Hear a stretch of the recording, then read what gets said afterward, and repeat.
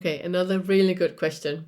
It's about that when I hear you say that I'm reaching that point where there's no suffering and there's no joy, I'm not sure I want to be there. And I get that. I get that.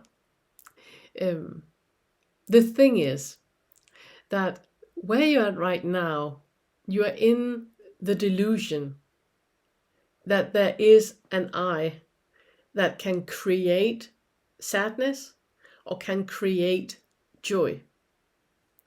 When you realize that all that is mind made, it's just like, you can't even come up with an with a good comparison, but it's just mind made.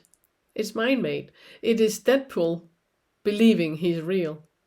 But I don't want to be in a state where Deadpool is not there anymore. Well, Deadpool isn't there. Deadpool isn't there. Has never been there. But I want to calm my ego. There is no ego. There is no ego. There are mind creations that gives you a delusion of a reality that you then want to calm down. How is that possible? How is that possible? You know? It's like trying to grasp something that is not there. So it's not about being in a neutral state where there's no joy and no suffering. There's just no attachment to the joy and the suffering. I had a conversation with somebody that asked me, so you have no, we had a conversation and I said that I'm content. I'm content in life. No matter what happens, I'm content with what is happening. You cannot argue with reality. It is as it is. So I'm content with what is.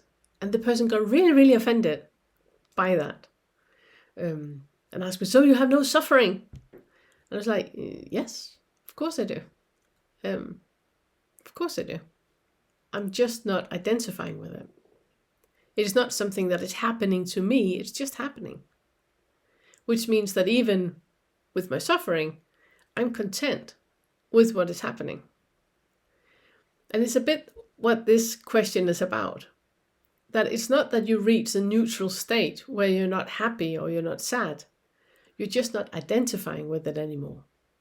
There's no push-pull into it anymore.